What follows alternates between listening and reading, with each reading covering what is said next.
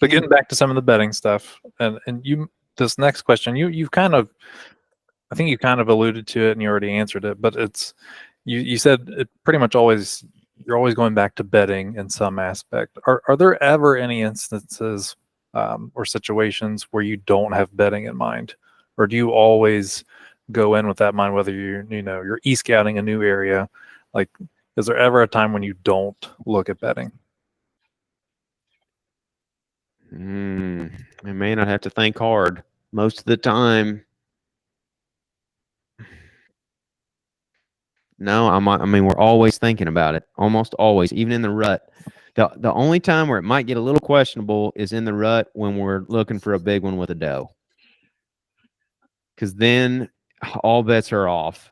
I mean, you're looking for little out of the way spots like a waterway next to a parking lot that nobody ever goes into, where a big one would push a doe in and keep her corralled all day, because he don't want to be during that time of year. If there's a primary bedding area, for example, and there's a bunch of deer using it at all times of the year, the biggest buck on the property ain't going to want to push a doe in there.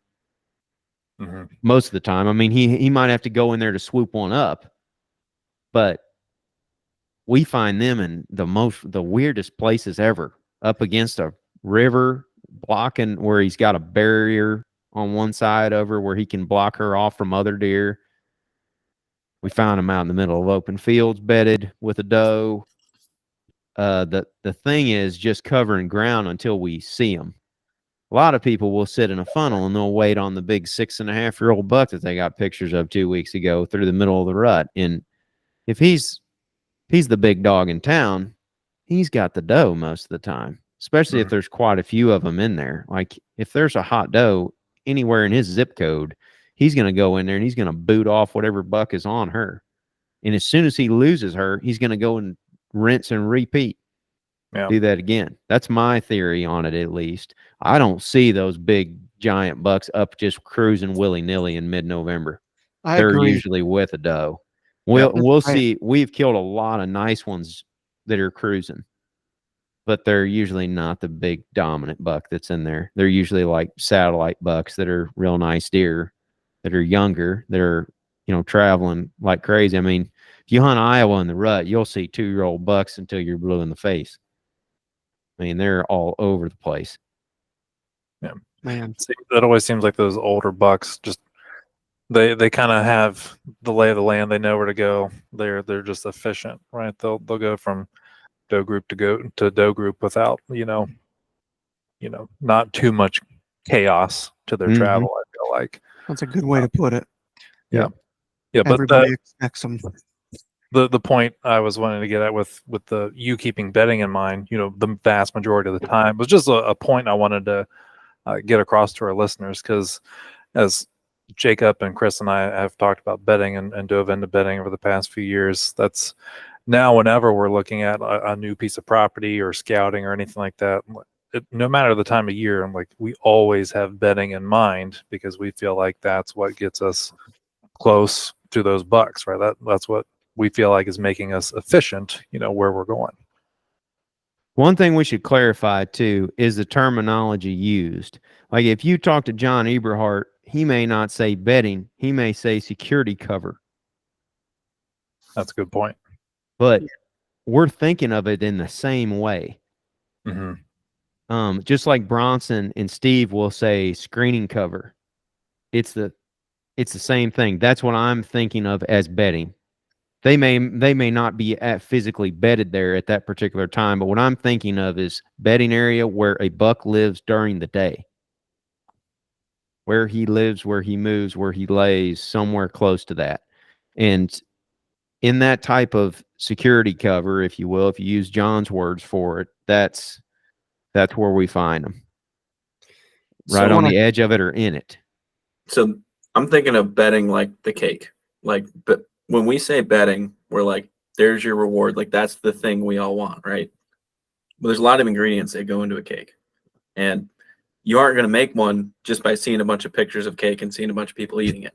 You're not going to find betting by, hearing people just say the word betting or betting cover or whatever, you know, and being generic. And obviously we have the buck nest as a great example, and you've given some stuff. But if we're to really simplify this down for the listeners, and you had to pick maybe 3 to 5 things that when you see it on a map, you see it in person, or you see it scouting on a hunt or whatever, says that is bedding and that's where I want to target the deer. What are those things that you're looking for? I'm looking for the structure of the cover, chest high cover, whether it's high stem count, woody stuff or grassy stuff. I don't know. I mean, you go down south and it could be a 5-6-year-old pine thicket that has got that structure in it. And then I'm looking for diversity.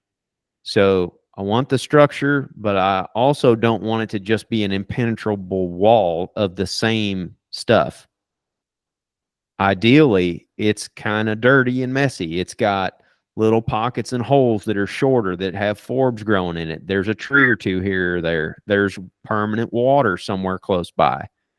That's what I mean by diversity. And then the third thing would be wherever people aren't. So I'm trying to read wherever people aren't, or where people have overlooked. And sometimes people, when they hear that, they'll have the tendency to pick up a map and they'll say, I'm going 2 miles back there to this far back corner. And guess who else is doing that?